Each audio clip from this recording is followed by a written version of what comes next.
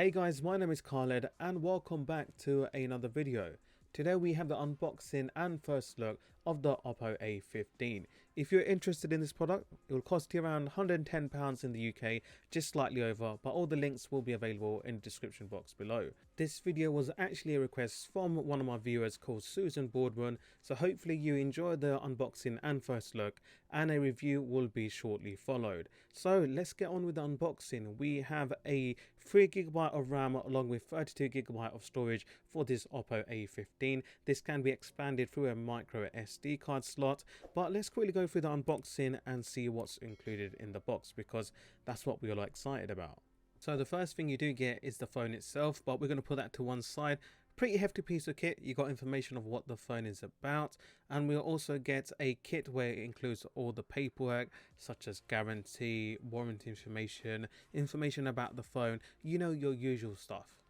We also have a clear case included. That's always an added bonus, and you're protected from the get-go. We also have a SIM removal tool, and unfortunately no USB-C. We have a USB-A to a micro USB cable, earphones because you do have that 3.5mm jack, and a UK power plug. Alright, so quickly glancing over the spec sheet, we have a Helio P35 octa-core processor, 3GB of RAM, GPU that is powered by PowerVR. It runs on Android 10 along with ColorOS 7.2. So let's quickly have a look at the bottom. We have a micro USB port, unfortunately. We have a speaker grill, microphone, and a insert for headphones. Also on the side you can see you've got expansion for another SIM card, so 2 SIM cards along with a micro SD card. At the back of the phone we have a triple camera setup, 13 megapixel being the primary, 2 megapixel for macro, and another 2 megapixel for depth. You also have the LED flash along with the fingerprint scanner and the logo at the bottom. It also records at 1080p at 30 frames per second.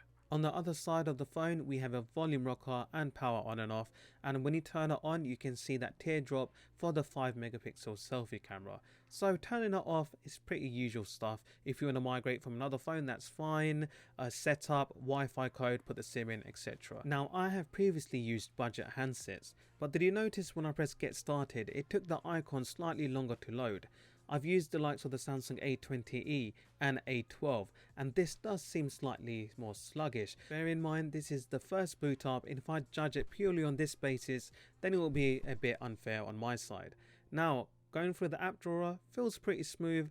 I use the OnePlus Nord, which has a 90Hz refresh rate, and to be honest, when you're navigating through the app drawer there's not much of a difference between a 60Hz and a 90Hz screen. However, this does become obvious when you're accessing a website with lots of text, lots of images, and if you have to do a lot of scrolling. So quickly going over the display, it has a HD plus display, so the resolution is at 720 by 1600, which gives you a pixel density of 269.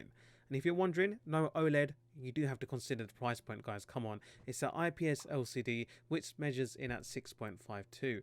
I mean, in all honesty, it's not bad. If you're looking for an entry-level smartphone, or if you want to buy it for a kid or someone in the elder generation, this is not a bad phone. Now I'm going to be pretty straight with you. The camera, it's not that good, okay? But as long as you have decent lighting condition or studio lights like I have, the pictures don't come out that bad, and you can pick out the intricate details and carvings of the genie's lamp. Now I've got more footage of the video quality and night pictures and daytime pictures, but you'll have to wait for the review.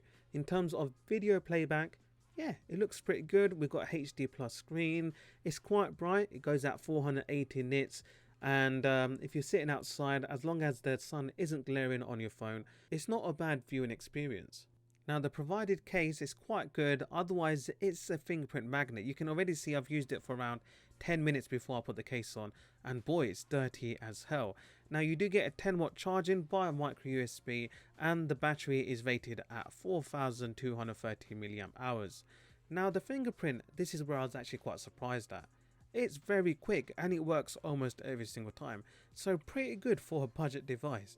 In terms of gaming, I'm going to be perfectly honest with you guys, it's not that good. You can play the likes of PUBG, Call of Duty, FIFA, etc.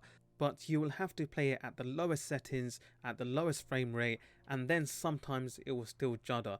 It's definitely playable at the lowest settings, as you can see by the demonstration of Call of Duty, but it won't give you the best gaming experience, nor will you have the edge over your competitors. Alright guys, so that was a quick look at the Oppo A15. Thank you Susan for recommending this video. If you did enjoy it, hit a like, subscribe, and most importantly, stay safe. I'll see you in the next one. Peace.